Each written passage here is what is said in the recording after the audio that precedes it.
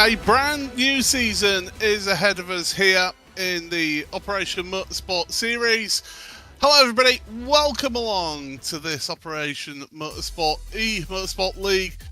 My name is Paul Smith. Lorenzo Bonda is with me in the commentary booth, and Lorenzo, 13th season now for this tremendous series. Good to have you here today. Thank you, Paul. It's good to be around, and I've been following Almo for quite a while now, and especially when we started doing broadcasts. Such a cool league for such a cool proposal that they have in terms of with working on veterans and more like war veterans and everything. So it's a cool mission that they do, and we're starting a season at Daytona. What a better track for us to start, right?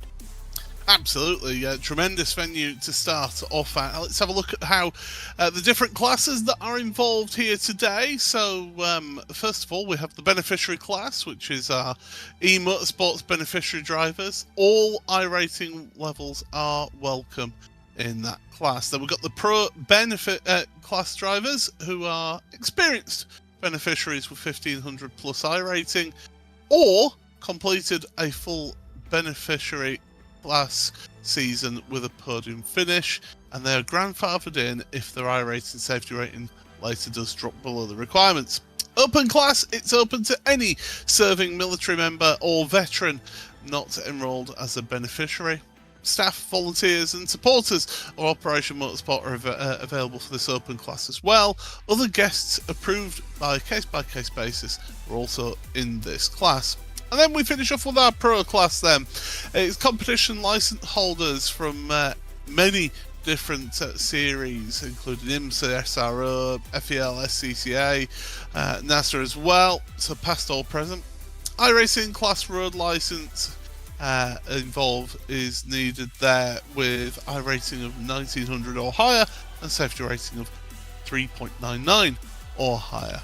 So that's the different classes here that's going to be in this series. Look at the schedule though, Lorenzo. You've said it's a tremendous place to start off at is Daytona, but you look further on, Monza, Fuji, Spa, Imola, Le Mans and Silverstone. That's quite the selection that these drivers are going to get to race at.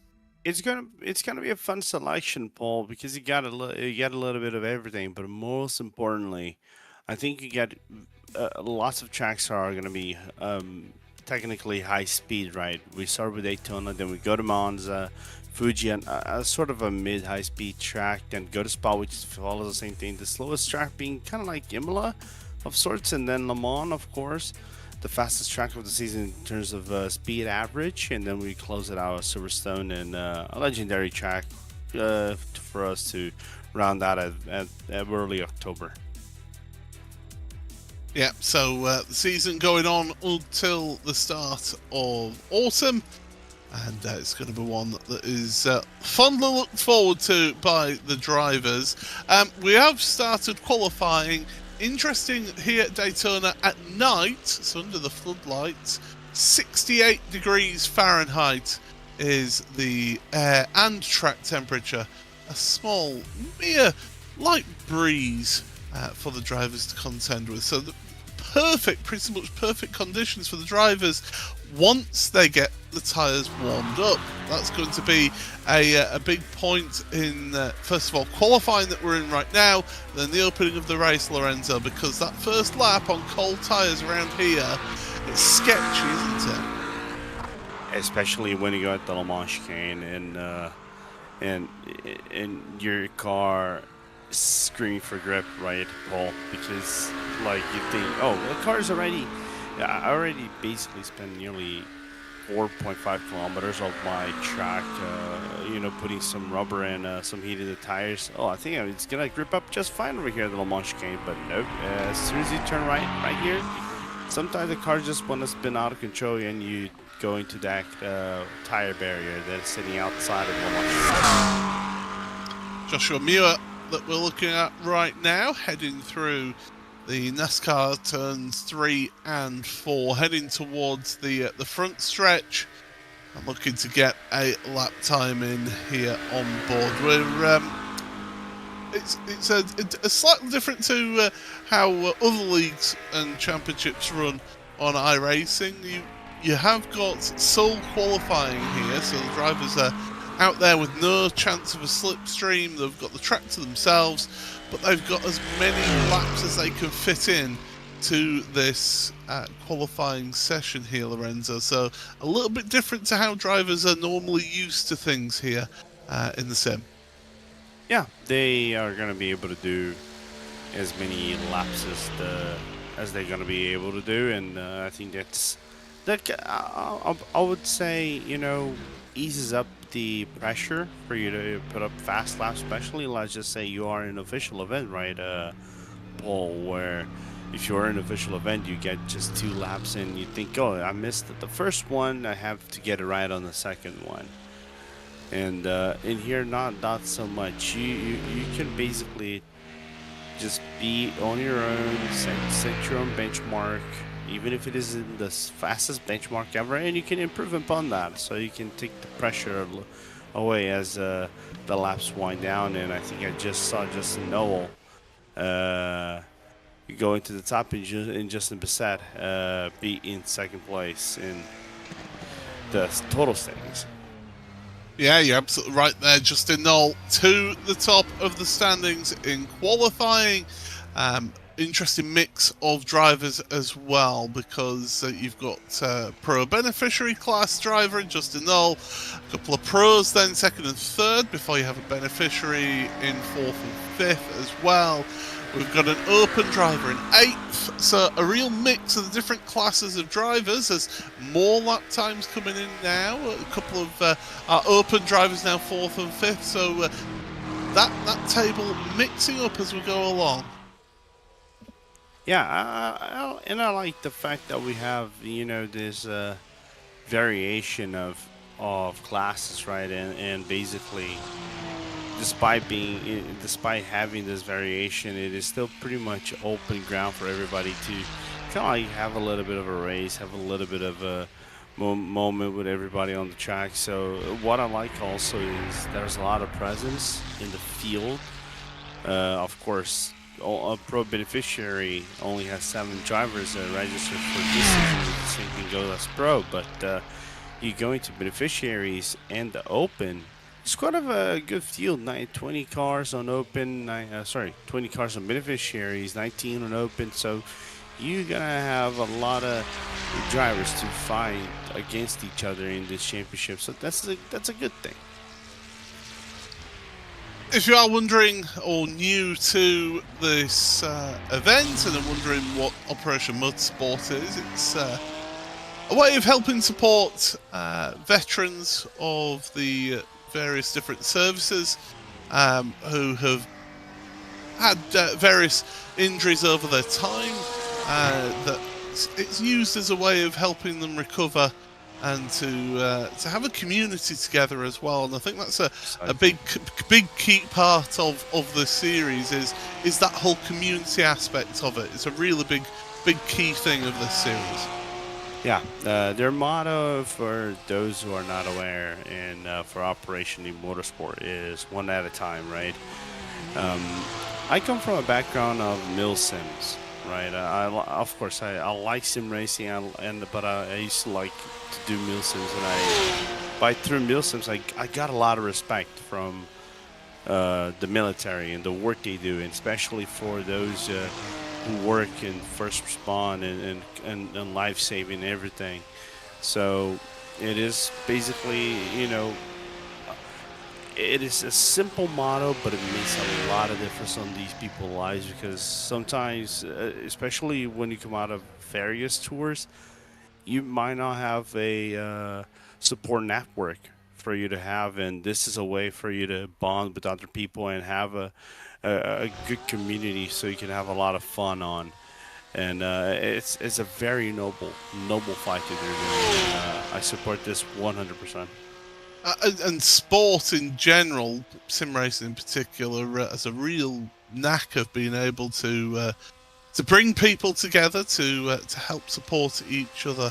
People who've maybe fallen on hard times or have these sort of injuries that they're recovering from. I used to play rugby 20 years ago now.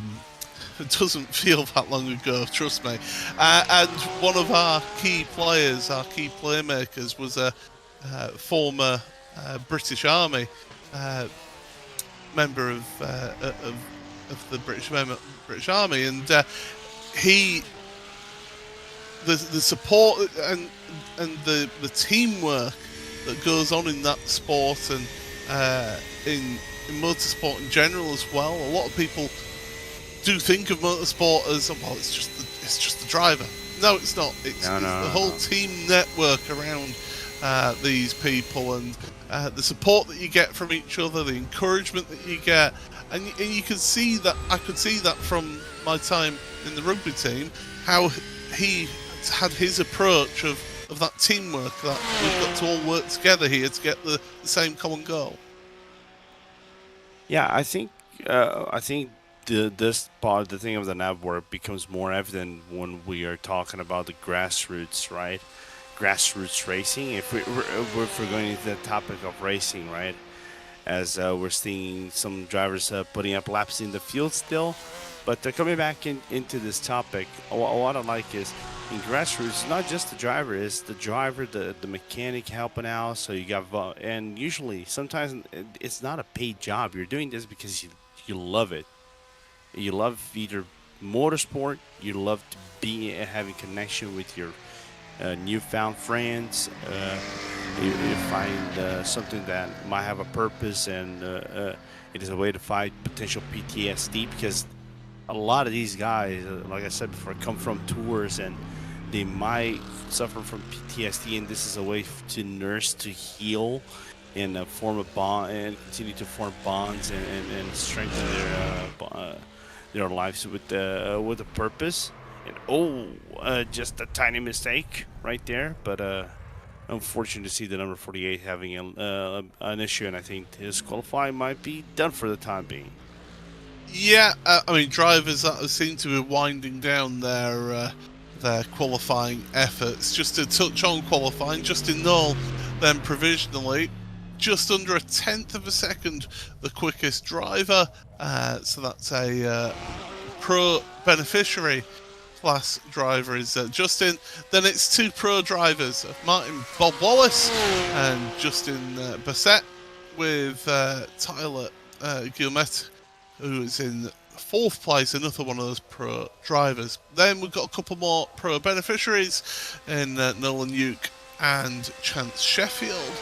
Then we have open drivers in 7th, 8th and 9th of Marco Naranjo, with Carl Shelton and with Mitch Herrick as well. Finally, a beneficiary class driver rounding out the top 10, John May. So all the different classes represented there just purely in the top 10 in qualifying. We've got two drivers still running. So Joshua Gray, who had that incident through the kink, back out on track, wanting to try and get a lap time in, although that will be tricky right now.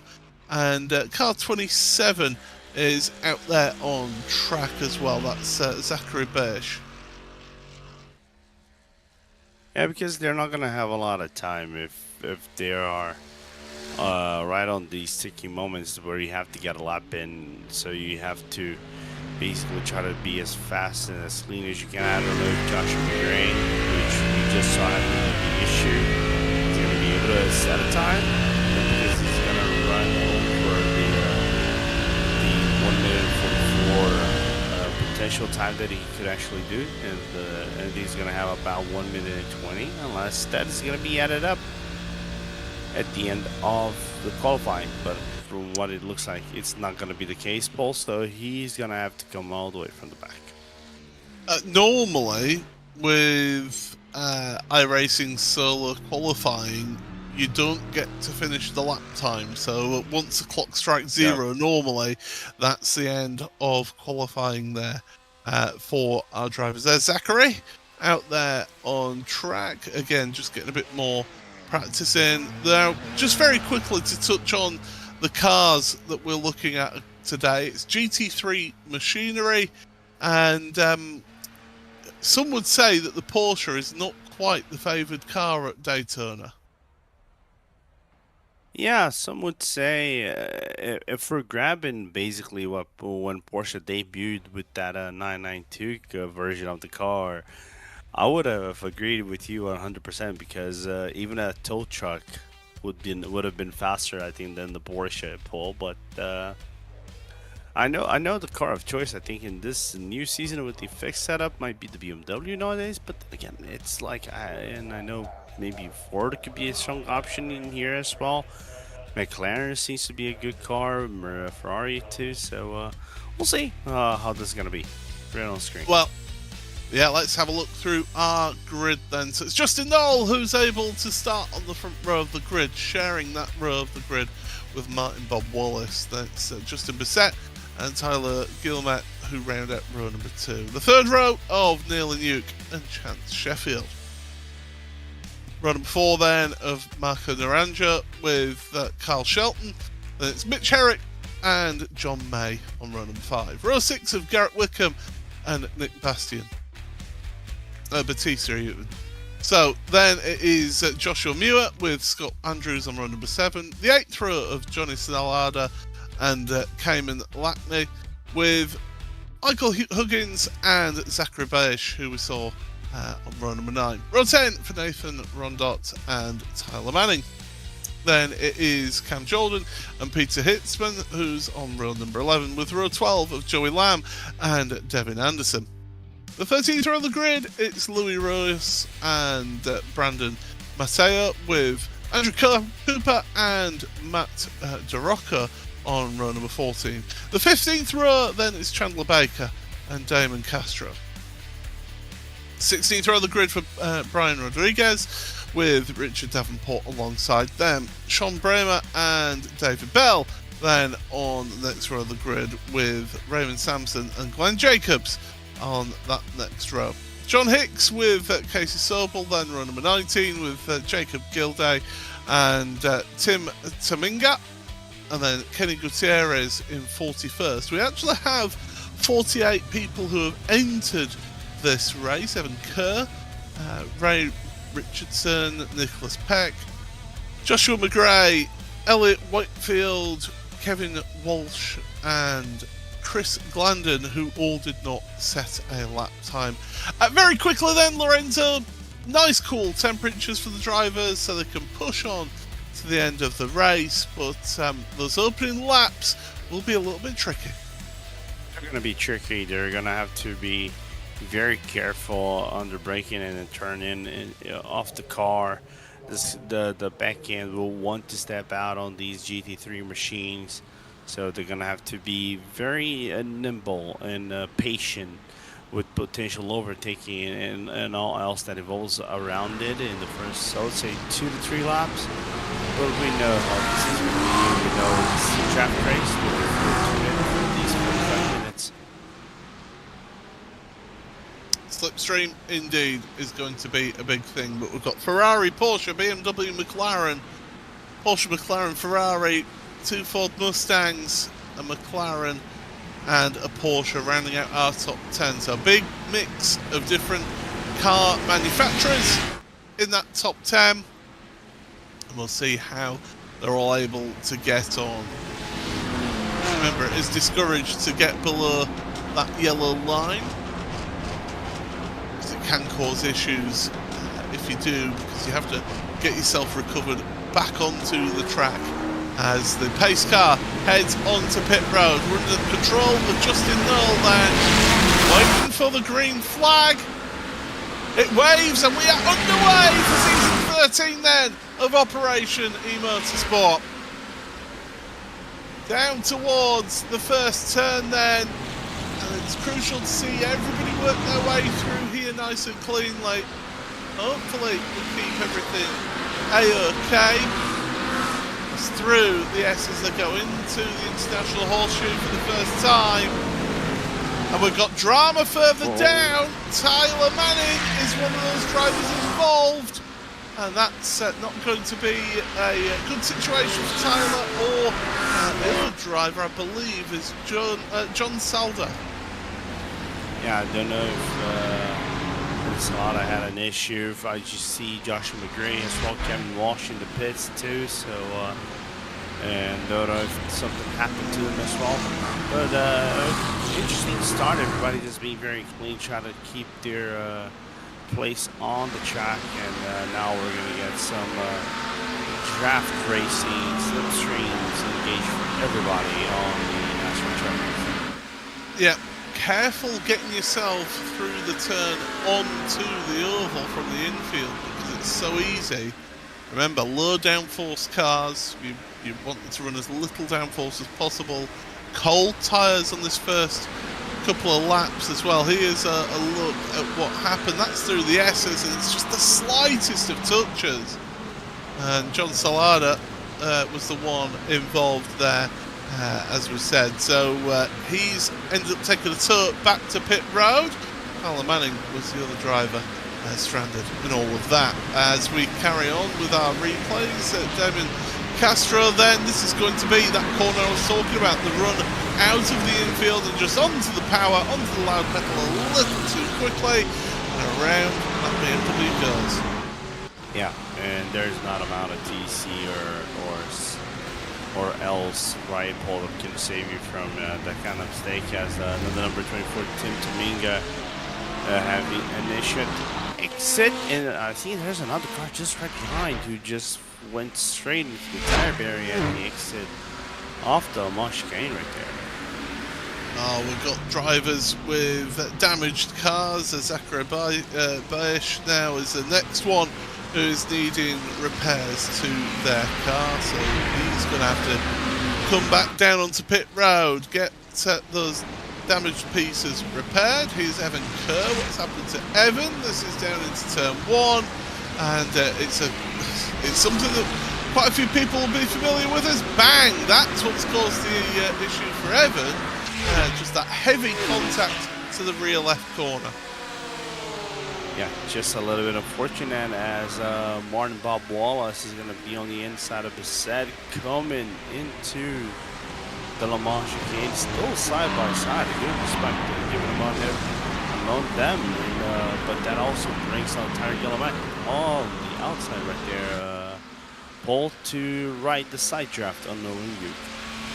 Really good, respectful racing there through the Le Mans chicane.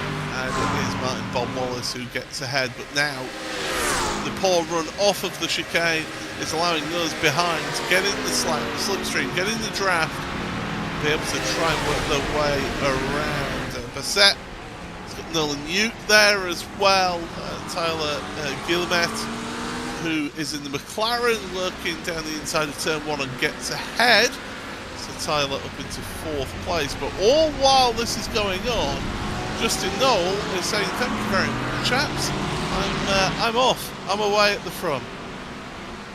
Yeah, I wonder if Justin's already prepping his aircraft on the landing strip of the Daytona airport already, but the captain is actually crewed on Martin and the whole group that's sitting right behind him. But we're going to see now another issue at the exit of the infield. Basically here, Paul, Richard Davenport having an issue with the traction control out of this car, and I think it happened the same for Nicholas Peck at the exit of the infield part. Drivers representing the different nations as well. You can see on some of the cars the different flags of the nations that they represent on this service as well in this race. So good to see representation across different nationalities. So well caught, Sean Bremer. Well done to keep it out the wall, and well done the others for avoiding that spinning car. Raymond Sampson is that Porsche. Oh, didn't quite hang on to it fully. Yeah. Got up on almost on 2 wheels going off the track there. Yeah, but avoided the walls and everything, so avoided a lot of damage in the car.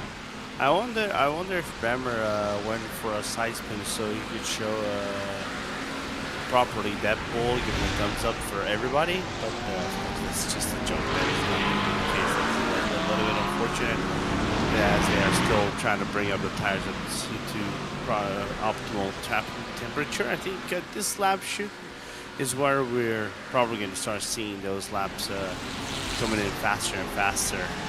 As finally Martin Wallace has caught up with Justin Noah's place. Yeah, so Bob Wallace able to get ahead of Bassett and to hold on to second place. And as you say, matching, if not slightly better than Justin Noel's pace at the front. So if those in second, third, fourth and fifth can stop squabbling with each other, work together here, and this is where we talked about the teamwork, the community aspect of the series. I'm sure they'll be in the Discord server, in the series Discord, saying, hey, come on, let's work together, let's get caught back up to Justin there at the front, because he's got a little bit too far away as Justin in his Eclipse competition car, and we need to get to him and give him a bit of a race. Yeah, and I think they're managing to catch up a while. I'm just waiting for at the end of the lap to just see what is going to be Noel and Wallace this time. I think from what it looks like, it seems to be a 45.4 and a 44.7. So basically more than half a second taken away from Martin and Bob Wallace in this lap. And we could definitely see a battle for the lead brewing in a few laps. The problem is behind Yuke and Guillemette. Guillemette have to fend off Yuke's attempts of an overtake and doing successfully for now. Yeah, able to hang on in that McLaren as he went through and towards the International Horseshoe, but this is the Western Horseshoe he's going through now. It's a track that's very familiar to a lot of these drivers here. They'll have raced here in the sim. Some may have even been to the Daytona 24 Hours, Rolex 24 Hours in person as well. So onto the oval we go. Joshua Muir at the bottom of our screen, 15th place, so just outside the top 10. Trying to catch up to Scott Andrews in front of him as Joshua, but Joshua racing for Infinite Racing. He'll be hoping to be infinitely up the field. Good pun. Well placed pun. But we'll see. There's still a lot of racing yet to be developed, so Muir can definitely catch up a few positions.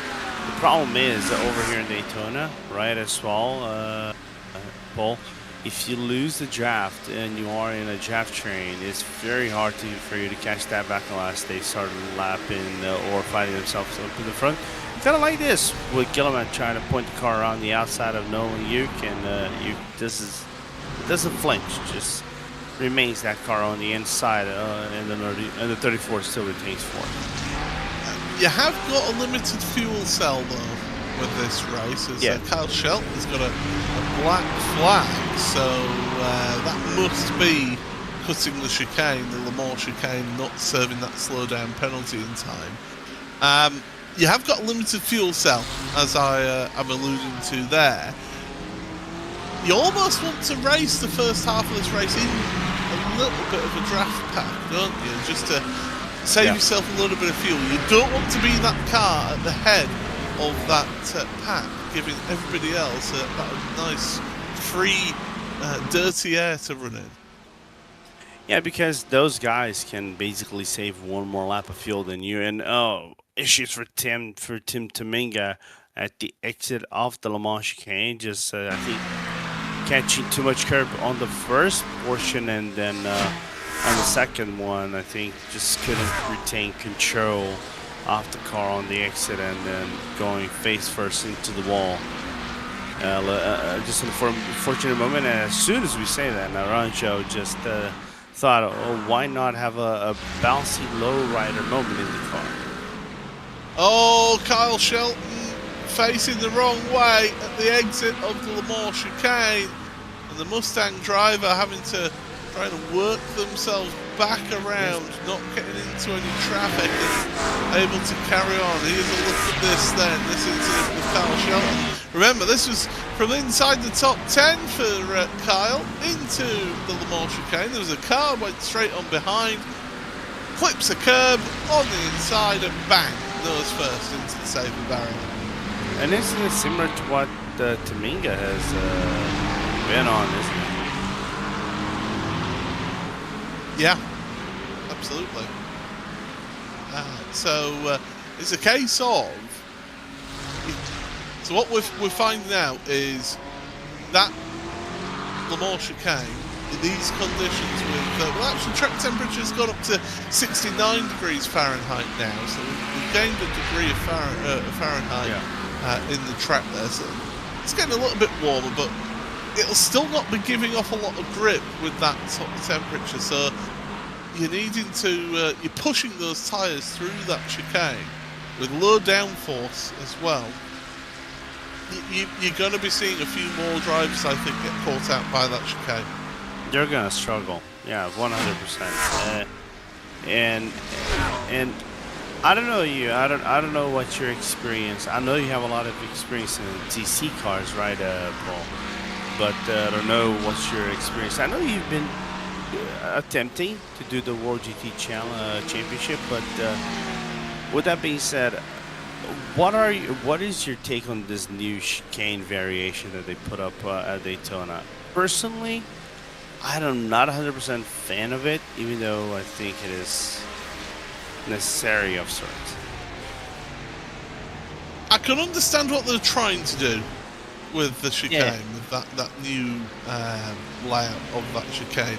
You're speaking to somebody who, in every single attempt at the Daytona 24 Hours that I took part in, it was always in a GT3 car, and always I had an incident at the what's now the Le Mans chicane. It was just the bus stop back when I did it. So yeah, it's a track that I think there's a mutual dislike of each other between myself and the track when it comes to driving. But these drivers, they're pushing it, and I think they're finding the limits of that chicane. It is a low curb, but there's some nasty anti-cut curbs behind the main curbing, and I think the worst one of them all is actually on the exit of the Le Mans chicane, the final left. Yeah, I hate that with the hateful passion. Right, on board, clinging on for dear life from the roof of Brandon Mateo's car. Opmo Enduro versus the US Army eSports team of Andrew Cooper. You see how Andrew just got on the brakes a little bit earlier, tried to carry the speed out the corner, and you could see the car there in 15,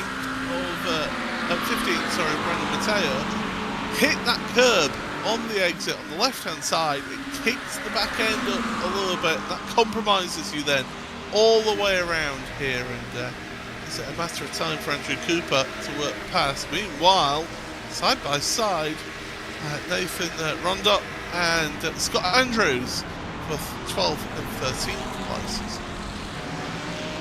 Yeah, just slightly cooked the corner right there for Mr. Andrews, but still within the draft of the 77. We have had a change for the overall lead, by the way, whilst we've been keeping an eye on all of this. Martin Bob Wallace then to the head of the field, and Justin Noel down to second place. But to be honest, I don't think Justin will mind that too much, because if he can just sit in that draft, in that slipstream up at the front of the field, then he's going to be helping his fuel numbers here. Nathan Rondot, though, we've continued looking at this race for 12th place. Scott Andrews trying the best to work the way through, but the Opmo Enduro driver in 12th is looking forward. Best part of 2.5-3 seconds between 11th and 12th. And in fact, having to look in the mirrors, that Porsche using the slipstream. And again, a little bit earlier onto the brakes, into the chicane. Ooh. Almost a little bit of contact between them. But they both managed to survive for now. It looked sketchy for a second right there, and I thought there would be a potential contact. We're gonna look what happened to Mateo, as oh, he gets shoved on the entry of the international horseshoe, gets spun around, and the 111 is gonna have to wait quite a while. Just don't beach that car. It's possible for you to beach it, and he comes back on track. I think he just came back quite a while, but quite a ways back from what I saw. P22 for the pro-beneficiary driver.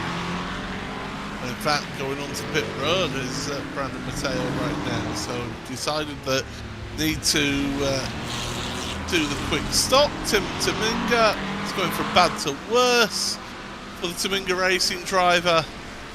Around the go. Keep it out the wall. I think they did. We couldn't quite catch on that camera view. And yeah, back up and running then at the Western Horseshoe. So not great for Tim. Here's Kevin Walsh into the Mall chicane. Oh my goodness, that's almost like it pulled the handbrake on that car. Yeah, felt weird. Or the rear's completely locked up, like there's no ABS at all. Oh, Nolan Yu up to the inside and makes it through. Nicely done on Justin Bissett. So the Apex Velocity Racing driver in his Porsche, showing us that we know nothing here, Lorenzo. That Porsche looking very strong here. A Porsche in first, a Porsche in fourth as well. A good result for Porsche's lover so far, and Yuke's a guy to observe, I think, in this second, third of this race, Paul, because I know Noel and Wallace switched leads, but Yuke is being faster than them. His best laps was a 44.3. He has the fastest lap second fastest lap out of everyone in the top three. But he having a consistent pace on that Porsche. As Kenny Gutierrez, there's the issue. Why it caused the meatball? Ooh. Well, I mean, it was called a high rate of velocity into turn number one, and the back end just did not want to cooperate. It twitched, half held it, but that was always sending you to the scene of the accident there for Kenny. So unfortunately, we have been losing a few drivers in this race so far. We do have no limit on fast repairs, so it is very much encourage you to try and carry on and get to the end. And it's series like this that I really do like, that sort of mentality there of, look, we want to see as many people as possible getting to the end of this race. Yeah, I agree. Because everybody's just trying to have a little bit of fun, try to, improve racecraft and everything. This is, it's one of those things that I think we're seeing an issue with John May. Oh, just be careful with the rejoin, as he's gonna rejoin in 13th place. And someone who was in the top 10, so having a little bit of an issue. But coming back over here, talking about this, Paul, it's important to note, right, that they want to be as fair as possible, want to allow to be for you to be racing as hard as possible. Great checkup from Yeah, that was good stuff to keep out of the way. That would have been Nathan Rondo who checked up there. So good stuff in all of that. But about that rejoin, not the greatest. And the thing is now, as a driver, you don't have an excuse anymore, because iRacing in this latest build were able to add some commands to the crew chief that you have in-game, telling you, reminding you about what you rejoins. And that's Scott Andrews facing the wrong way after getting some light encouragement by the Mercedes. Yeah, I think that was Kevin Walsh who hit him at the exit of the infield. infield bar right there, Paul. Just an unfortunate back marker incident for the number 333. So everything that he climbed up on the top 10 is basically going to be reverted as he's winded it out into P16. Here's the replay. The Mercedes got up on the grass there on the inside. That compromised the braking, and as much as Kevin Walsh was trying to keep out of the way, unfortunately getting onto the grass was the worst thing to happen there, because it means that you're not able to brake as hard, and slow down for left into the side-to-side contact. A bit robust out there from a few drivers, a little bit more keen to move forward in all of this, and this is where traffic now is becoming a big part of this race. Yeah, 100%, and now we're going to get slower traffic. We were even seeing, I think, some drivers just coming out of the pit lane right there, and fortunately didn't get in the whole confusion of things. But it's also interesting that this battle we were seeing right there, right over here on the street. Oh, Rondo just, I don't know if he missed his braking or just went over aggressive on the carrying the speed into the corner right there, Paul. But with that move, he's now into the lead of the open class. Just to give you a little bit of a mini run through as we have reached the halfway point of the race. Martin Bob Wallace then leads by 0.8 of a second over Justin Knoll, who's in second place. That's Porsche and Ferrari 1-2. Then Nolan Yuke in third in his Porsche. Slowly been gaining on the front two with Justin Bissett right with him. Then it's Tyler Guillemets, who's fifth ahead of Kevin Lackney. Then it's Nathan Rondot, who we've been seeing involved in various different battles on track and racing on track. Mitch Herrick, Joshua Muir, and Andrew Cooper rounding out the top 10 in this race. But pit stops are happening for a few of our drivers. John May has just come down from 12th place with Peter Heitzman and Nicholas Batista into pit road as well. Yeah, and also the gap between 4th and 5th overall, even especially in the Profile, which means the top 3 between Bissett and Guillemette was at for a short bit at its closest. So the 4-4-2 and number 5-4 potentially going for a battle, but I think the traffic right now just got into the way, and the gap between Noel and Yuke for 2nd and 3rd overall, and I think right now it's at its shortest since the start of the race, from what it looks like. As Devin Anderson, the latest with a black flag, that's going onto pit road, so I would imagine speeding. More than likely going onto pit road, because that is something that is very easily done here at Daytona, because you're carrying so much speed off of the NASCAR's turns 3 and 4, and it's a tricky pit entry because you've not really got a brake marker to work with, have you, Lorenzo? No, you don't.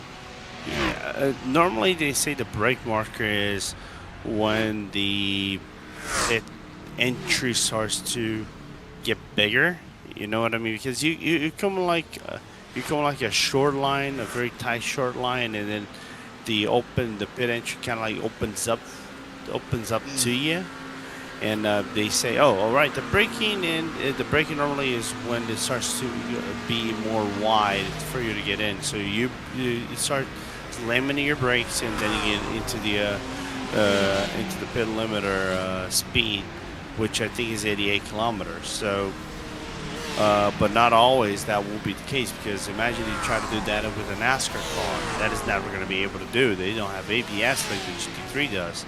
So for the NASCAR is much more complicated. You have to brake you have to brake as soon as you get into the pit entry line, basically. Otherwise, it could be problematic as soon as you approach those cones at the far end of your screen.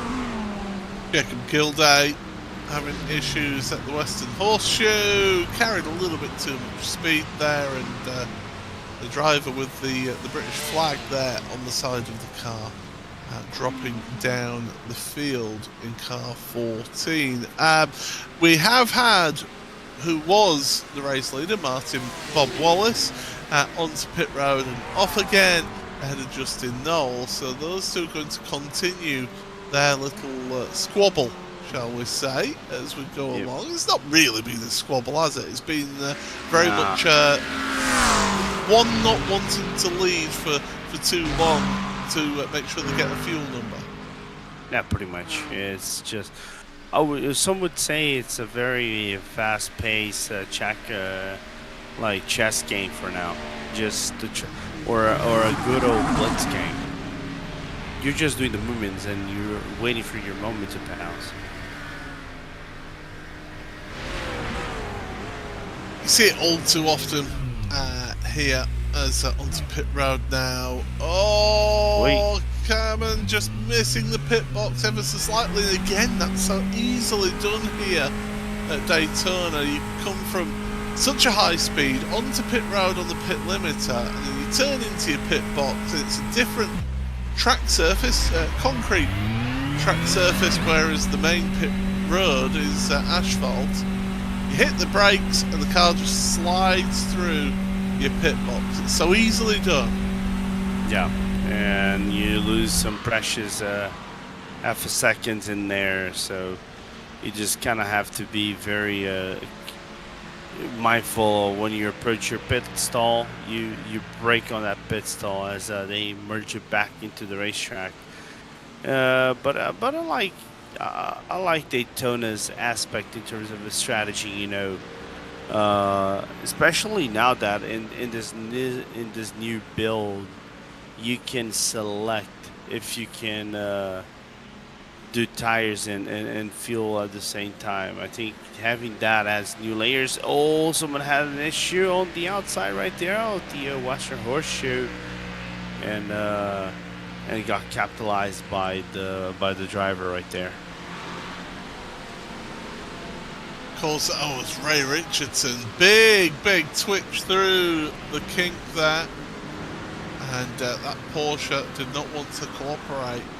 And it's so difficult, so tricky to find a spot to be able to get fed back into the traffic there. Of course, quite a number of our drivers here today have represented their country's military, and the United States has got a big amount of drivers who are involved in this series. And of course, starting the series a few days post the 250th birthday of the United States. As a British person, I won't make any further comments, but no, in all seriousness, I was, do you know what, back in 2016, I was in Austin, Texas on 4th of July, and I was in a taxi going to meet up with some friends, and the taxi driver who said, "Oh, what do you do? Are you from the UK?" Yeah, I'm from the UK. "Oh, what's it you do?" "I work for the UK government," which I do. And he goes, "Oh, what are you doing over here in Austin then?" And I said, "Well, I'm here to pick up more than 200 years of back tax." And the guy's reaction, the taxi driver's reaction was, "What? Really? No, of course not." that would have been. It was a little bit of fun. It was a little bit of fun there. Not gonna lie, Paul. If that was actually an actual fact, that probably would have been one of the best things probably you could say to someone, and they would catch them by surprise. I think that would be the least thing people would expect for them to hear after everything. Just, I know it's a good old rivalry. There's not too much you can say about it. As we do carry on, Nicholas Peck is the latest one to fall victim of King, and into the tyre barrier the Western Horseshoe. So those Porsches, that's the second Porsche now in a row that's had a big twitch through the kink heading in towards the Western Horseshoe. Yeah, just unfortunate to see that kind of issue right there, Paul. But then again, some of these guys are coming out of the pit lane, and you come from a lighter car into a heavier car once again, so the weight transfer might not be the best, and also you have to be thinking about the brake bias and everything that could have aided into the issue. Also, driver inputs is another thing to talk about, as good move around the inside, but there's another car coming down on the inside as well. You got some back marker. They're still going on toe to toe. This is good stuff to watch here on a Tuesday evening, Wednesday morning where I am in the UK. Same for Portugal. Yeah, so as Nathan Nolan has decided now's the time to pit, and we've got another driver falling foul to the curbs down at the Daytona, the Le Mans chicane, sorry, should I say. I will say that back in January when we had the iRacing Daytona 24 Hours, that tyre stack was a lot closer to the curbs. So I'm glad that they did see some sense and moved that tyre stack away. Yeah, because I just remember seeing some of the guys. For example, I think I saw Ken Bowles doing a video of him hitting the tire barrier coming back into the racetrack, and it basically was pinball or a wrecking ball coming back into the racetrack. I'm not gonna cue the Miley Cyrus song, by the way, Paul. Be eased up about that. But pretty much was not a beautiful sight to see a car coming as a wrecking ball in the midst of the field, in the middle of the field. Oh, this is good stuff. John May and Nathan Ronda then racing away, trying to get themselves into the top 10, because 10th is right there in front of them as well, as traffic slowing each other up. So yeah, 10th, 11th, 12th, all there in one camera shot as they come through the kink onto the brakes. Oh, flashing the headlights at the back markers. The Flying Fox racing car of John May wants to get flying and flying up the ladder. Yeah, just a sketchy moment right there for the driver. Lackney had nearly an issue too with that thing. But just give me back something that it caught my eye. You jumped overcut quite big. Wallace in the pit lane as Guillemette overtakes Noel for 6th place, or what would be potentially 3rd place overall. So you're talking about those pit stop times, yeah. So if you look at the pit stop times, you look at 11.5 seconds compared to 18.5 seconds stationary of Martin Bob Wallace, Tyler Guillemette also just around the 18-second mark, and then Joshua Muir just over 10.5 seconds in the box. So is it a case of some drivers have been able to look after the fuel load in the first half of the race and not have to put up as much virtual energy as other drivers have been pushing in the first half of the race? That's a great question, Paul, I think. Also, another thing some people can think about, and this matters a lot, is how fast you get in and get out of the Daytona pit lane, right? Because it makes a lot of difference, especially getting in and that left-hand curve that is so tight for you to approach the pit exit. Because if you take that aggressively, you can basically shred up to a full second, as we're going to see what happened to Noel. Oh, the car just twitched a little bit, and one of the front runners basically has his race ended just in the blink of an eye. Yeah, so as he points out then, one of our front runners, Justin Noel, just caught that left curb a little bit wrong, a little bit loaded up, and the car, the suspension just could not cope anymore. Lost grip, around it went into the wall, and so Justin Knoll is back out on track now, but down in 29th after getting repairs. So Justin, that's their race done and dusted. They are actually the driver with the fastest lap as well. Kenny Gutierrez, it's going from bad to worse, clipping that curb through the S's there after turn 1. And I can tell you from bitter experience that can also usually end up with suspension damage. Brendan Mateo, what's happened to Brandon? Again, this is somebody who was racing up in the top 10 and carried way too much speed into the chicane and goes head first to the tyre stack. Yeah, and definitely is going to have to come back into the pit lane, put up the headlights, put up a new bonnet. So unfortunate to see that for Mateo, but that's the traditional coming in way too hot into the Le Mans chicane, right, Paul? That's generally what I did whenever I had my issues down at the chicane there at the end of the lap. Justin Bassett is now heading onto pit road. Just one of two drivers yet to get onto pit road. Brian Rodriguez, the latest victim of the Le Mans chicane, as Mitch Herrick also onto pit road. Cam Jordan now, what's happened to Cam here? This is going into turn 1 and got rear-ended around and around into the tyre barrier though. Go. That's going to be repairs needed for Camden Jordan. Yeah, I think poor Jordan got dunked all the way back to Disneyland.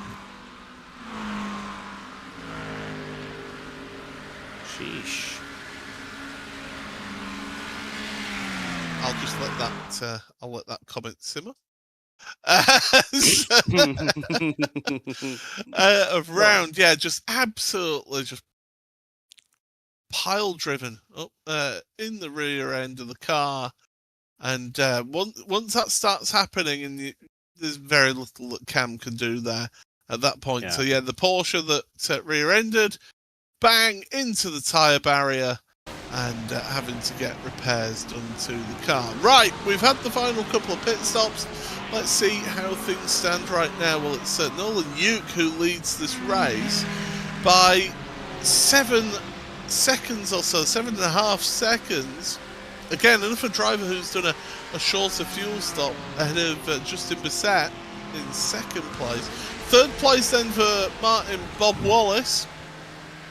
And then it's a little bit of a gap back to Tyler Guillemette, with Mitch Herrick, Joshua Muir, ahead of Louis Rios, John May, Cameron Lackney, and Nathan Rondo rounding out the top 10. It's a mixture of drivers in that top 10 as well in terms of classes, and it's the pro beneficiary class that's leading with Nolan Yuke. A couple of pro drivers in second, third, and fourth.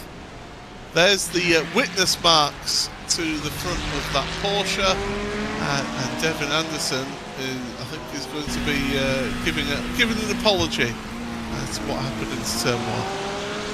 Yeah, pretty much. Yes, we're gonna see what happened to Whitfield. I think there's too much turning, and the rear end just kicks 100% right there. And now with Nick Batista, too much curb.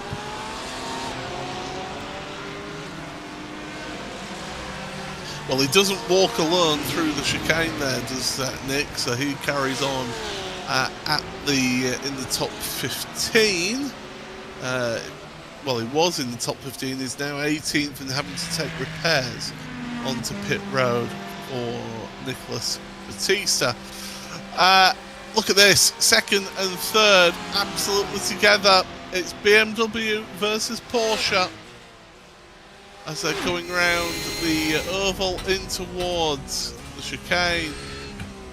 the Porsche driver deciding that his patience, get the run out of the chicane, and you can see just braking that little bit earlier, Bob Wallace able to just manage the car through the second part, which gives him the run onto the banking, onto the front stretch, and that's important to get that run, get the slipstream, look to the outside, Justin saying, hey, if you're going one way, you're going high, and lap traffic just helping both drivers out with giving them a little bit of a draft.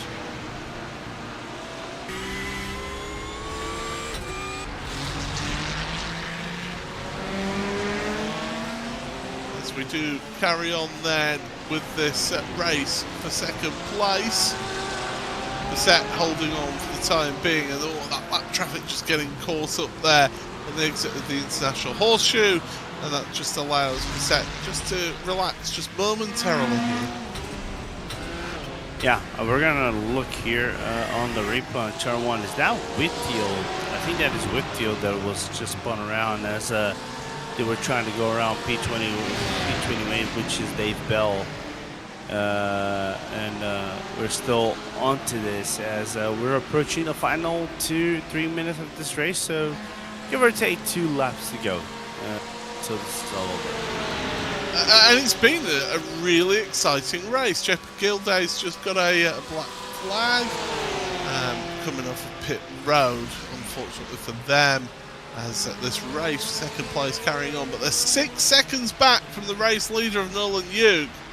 Time is running out for these two, and Nolan doing a great job pit stop wise, but it's Martin Bob Wallace who was 18.5 seconds stationary in the pit box.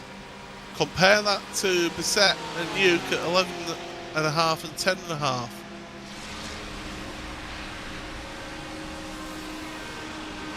Great racing from everyone, and what impressed me is Yuke, as now we're back into this battle for P2 pole.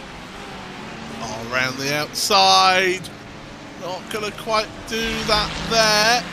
So Martin Bob Wallace just able to hang on to the coattails. Porsche to the inside, into the International Horseshoe. Great respectful driving between the two of them. Not a single iota of paint swapped between the two of them. This is great stuff to watch. And if you're Justin Bissett in that pro class in the US Army eSports, representing and doing a good job there. And look at how close that they are getting, and look at that, inches, mere inches between the two. I wonder if they actually made like a very brush contact of sorts. I think they did, but managed to get away with it. Right, where is your race leader? Race leader is coming through into the chicane, as these two for second and third place are carrying on as well. A little bit of lap traffic for Nolan, and we'll have one more lap to go in this race. We'll be hitting the white flag this time, and Nolan Yuke, after starting in 5th place, 3rd row of the grid, 4 places gained, starts at the final lap of the race. Now, Lorenzo, people who watch sim racing and have heard my voice will know that I have the single strongest strain of commentator's curse, so I will not be saying anything about Nolan towards the end here. But what I will say is, look at this, round the outside of that Porsche, brakes later, not able to get the move done, but this is great stuff. Yeah, great overtaking action and attempts from Martin Bob Wallace on Bissett, and all respect given by Bissett on the 666 as they continue on right after the International Horseshoe, and they're approaching now the Western Horseshoe to go one last time around the infield and then back for the last turns, and furthermore for the Le Mans chicane.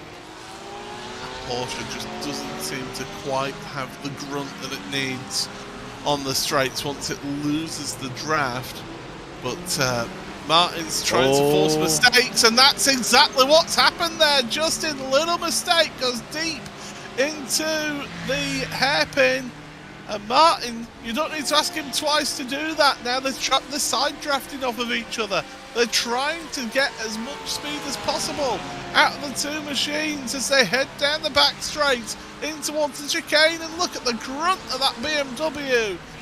Turbocharged engine on that car, and it shows then through the back straight. Meanwhile, Nolan Yuke at the bottom of your screen there is the race leader, has just got to make it through the final oval corners and across the tri-oval into the checkered flag. Nolan Yuke then, one of our pro beneficiaries, is going to take the win for Apex Velocity Racing. He takes the win, but who's going to be in second place? It's absolutely neck and neck between Bob Wallace and Justin Bissett. It's going to be Bissett at the line, is it? The answer is yes, just by 11 thousandths of a second. Yeah, I think the contact they made right before the finish line as they went, I think, into the restart zone, I think just sealed the deal for Bissett to kind of conquer the second place. Mitch Herrick is gonna hold the 8 seconds he did of pit stop in the undercut he did on everybody, and win also for the Army, U.S. Army eSports, and John May is gonna finish on top of the beneficiary class. Yeah, different classes of drivers, and so Nolan Yuke for pro beneficiary, Justin Bissett for the pro class, as we pointed out as well, pro beneficiary involved there, as well as the beneficiary class. It's all the different classes of drivers getting involved in this one, and it's good stuff to see. Good entertaining racing as well from the drivers, and the main word that we used pretty much all the way through that broadcast was respectful racing as well, Lorenzo. Yeah, 100%. I think this is the golden rule, right? Be respectful. A race, basically, right? You gotta race the people the way you want to be raced. So if you're gonna provide quality racecraft and respectful racecraft to everybody, they're gonna have to do the same, because you're just showing that respect to everyone. So good racing among everybody as we're looking through the results. So there it is then, confirmation for Apex Velocity Racing. Nolan Yuke in the pro beneficiary class takes overall race win then, ahead of the US Army eSports and ZGF Racing drivers of Justin Bissett and Martin Bob Wallace. Justin, of course, winning the pro class ahead of Martin and Tyler Gilmet, rounding out your top four. Then in your open class, it is a open class win for Mitch Herrick. 5th place overall for them, ahead of Joshua Muir. And then Louis Rios in the Apex optional racing, in 7th place. That's a pro beneficiary win for them. John May then in the beneficiary class, 8th place overall, takes the Flying Fox eSports car to a beneficiary class win. Only just a couple of seconds over Carmen Lackney.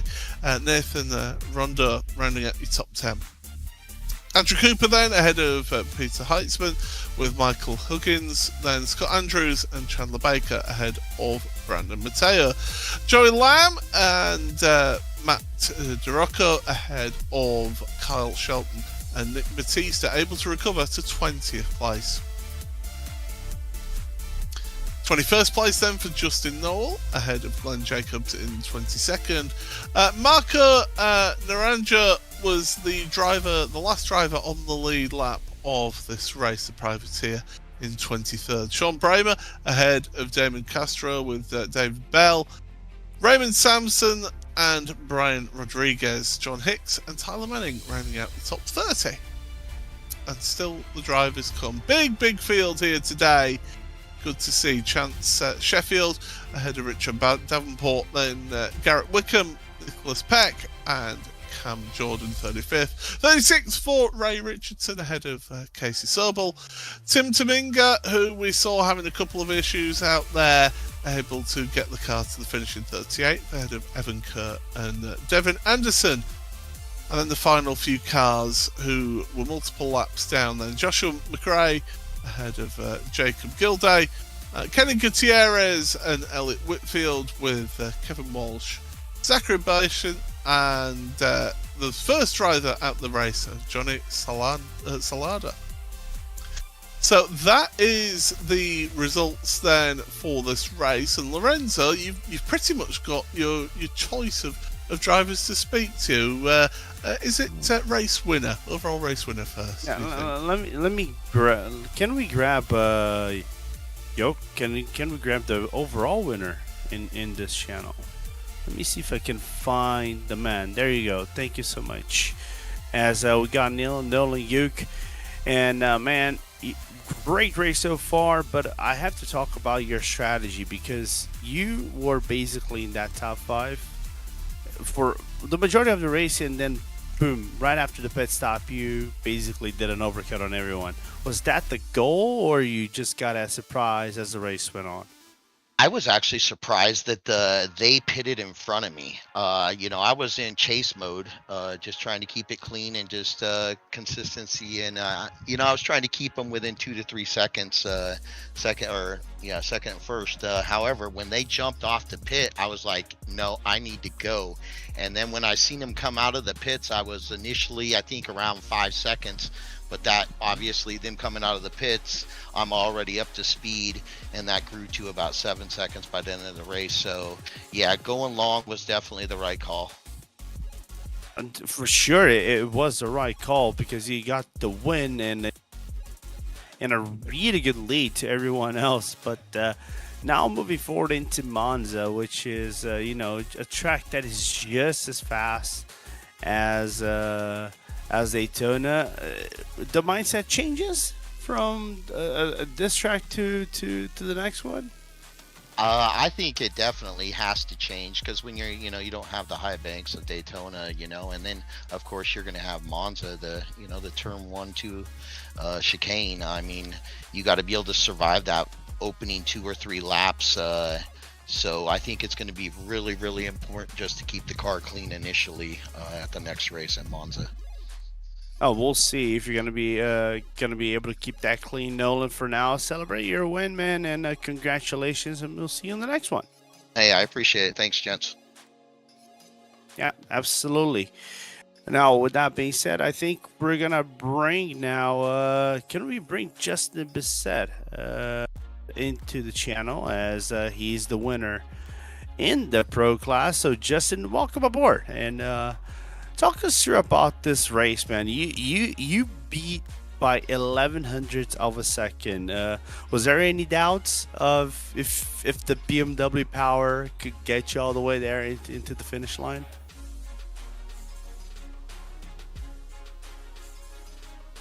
Justin, do we have you?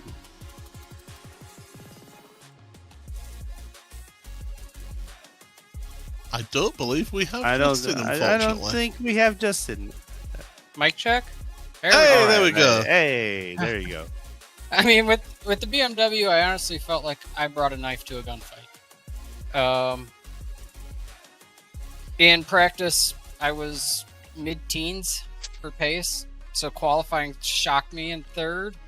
And then Bob was practicing his timing on that last lap pass. The 3 previous laps before it, he was doing that same run, and I just got lucky with that lap traffic that I could draft up on, and just smidged it out by those 11 thousandths.